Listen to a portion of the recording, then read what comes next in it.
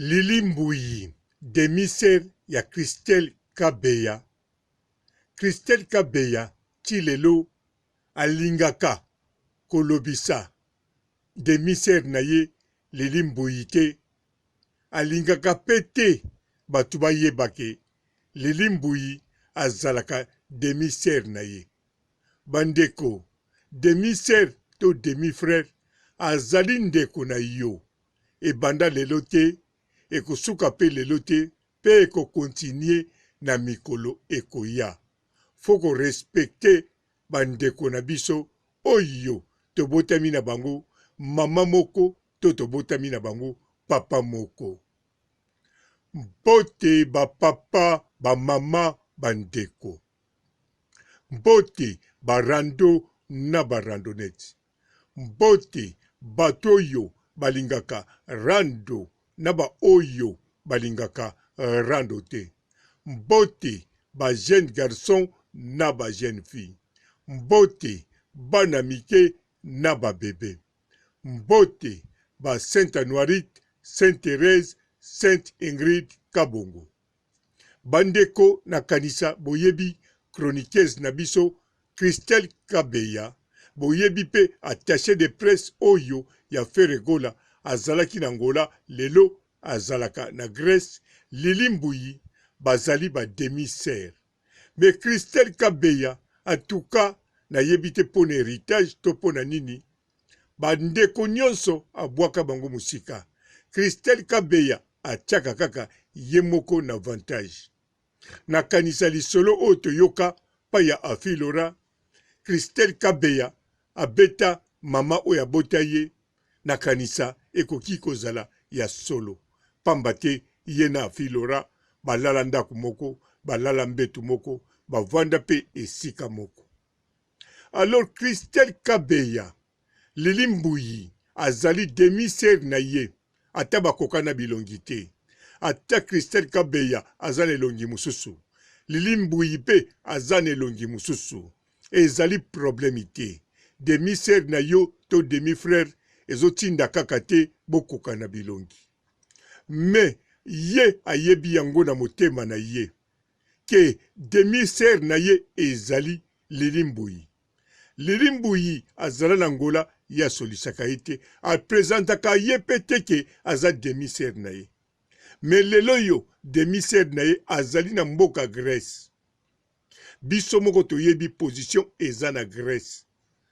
Alors demi-sœur na ye azali attaché oyo aza kolobela Feregola na kati Angola.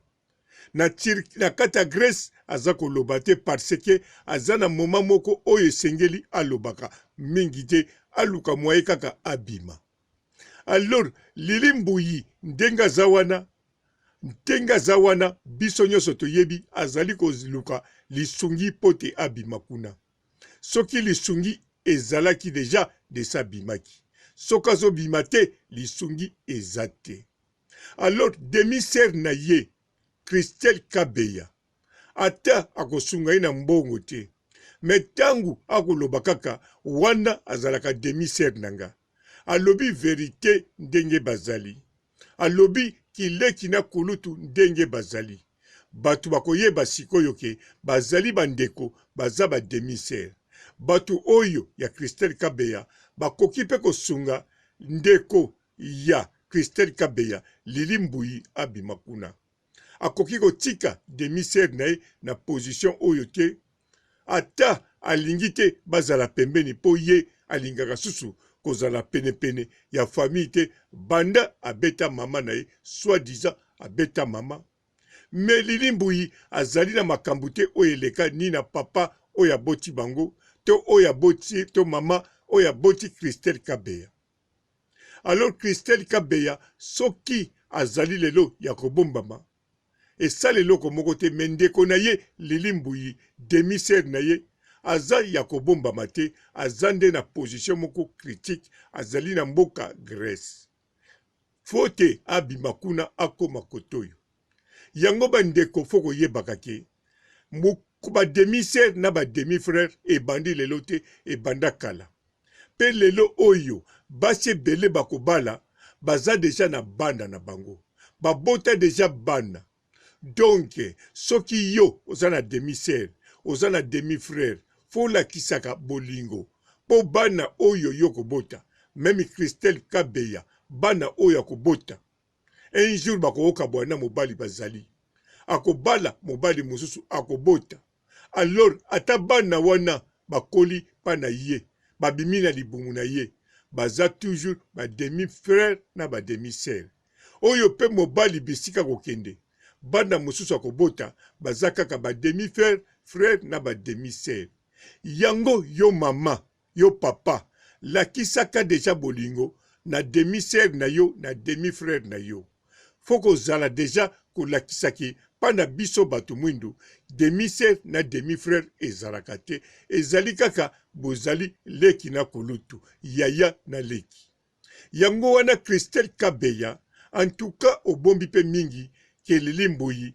azalaka demi-sœur na yo te nalobi yango malamu ata elongi na yo te esala problème te aza kaka demi-sœur na yo ata aza na zolo neti ya yo te azali kaka demi-sœur na yo ata kutu ye pe na ngola aza koprononce kombo na yo te po ayebaki deja ndenge yo okangisaka binemi yo moko yebi soki likambo nini oloba na famille yango Lilimbuyi akangaki munoko me awa Lilimbuyi aza na Grèce Christelle Kabeya yo zali na kati ya la France to na Belgique ou bien sokende Finlande en tout cas luka moye bisika ozali bisika obombami osala ta video po te batieba ndeko na yo Lilimbuyi ke bozali ba demi-sœur na kanisa liloba wana pe ekoki ko jouer rôle ata yo zana makoki nanu te ya kolongola na mboka Grèce azali makila na yo azali ndeko na yo yo zali mwana mwasi ye pa zali mwana mwasi lakisa exemple bolingo ya famille lelo oyo yo zaka na mama te papa pe na yebite soka zali Lilimbuyi ndenga za wana aza demi-sœur na yo tangu yo bungisa moboti moko tangu yo zana relation na moboti mosusu te Lilimbuyi pe aza toujours na même souffrance ke yo aza pe na même position ke yo yango sala nyonso Christelle Kabeya o sala pona demi-sœur na yo liloba ezali na yo ngai papa robo na ye kaka na message pona ba oyo tu ba yebi Christelle Kabeya bomeka kosolisa ye aluka moyen a reconnaître demi-sœur na ye na sukisi awa botika la malamu et ciao.